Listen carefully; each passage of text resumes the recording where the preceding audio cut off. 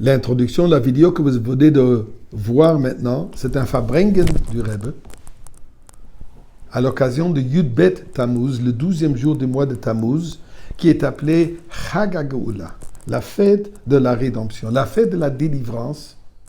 Alors, avant qu'on commence même d'en parler, prenez tous un petit verre et nous allons tous dire ensemble le Chaim pour cette journée, le Chaim pour cette fête de libération, le Chaim que c'est une journée qui est imprégnée de cette lumière, de cette force divine, de Geoula, de libération, qu'on nous avons tous déjà cette expérience de libération, le Chaim.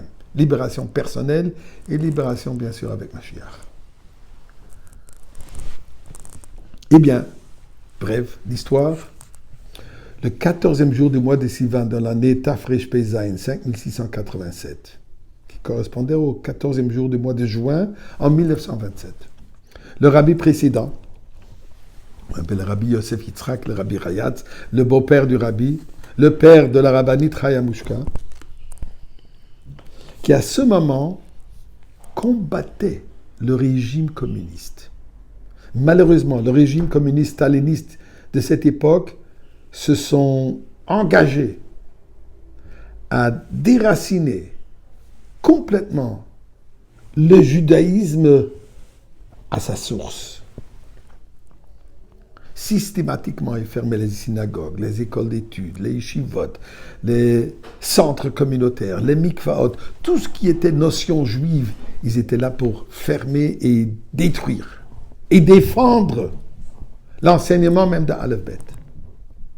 Ils ont réalisé qu'il y a un individu qui ne le laisse pas accomplir leur mission. Et cet individu n'est ni autre que le rabbi précédent.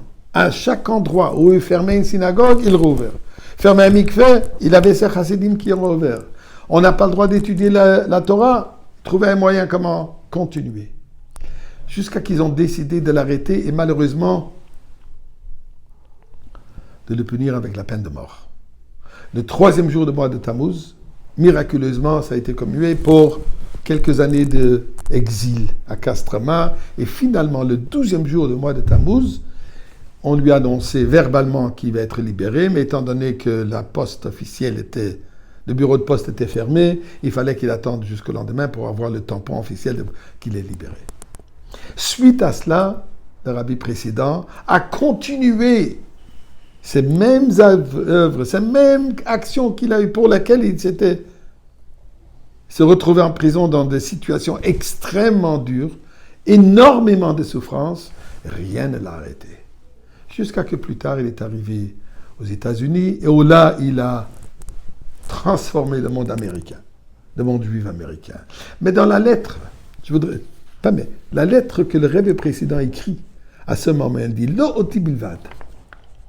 Cette journée de libération n'était pas une libération personnelle, mais c'est une libération pour chaque juif, même celui qui n'est que juif par nom. Il ne sait même pas ce que ça veut dire être juif, même lui ça a affecté. Il dit pourquoi ? Puisque cette libération, cette journée représente que nous avons tous la liberté, même à cette époque en Russie, bien sûr aujourd'hui, d'agir, de propager Torah et mitzvot, de vivre la Torah, de vivre le chassidisme, de vivre le judaïsme, sa plénitude, et le vivre ouvertement. C'est ce que le Rebbe dit, que ça c'est une journée dans laquelle c'est établi dans le monde cette réalité divine que le judaïsme est notre mode de vie et nous pouvons le vivre. Ceci qui est en préparation à cette liberté, cette délivrance totale avec Mashiach. Et le Rebbe de nous dire que dans ce jour, c'est à nous d'agir dans cette idée, dans ce message, de s'efforcer nous-mêmes, d'ajouter nous-mêmes dans Torah et Mitzvot et de propager le message afin que nous méritons tous ensemble la délivrance avec Mashiach.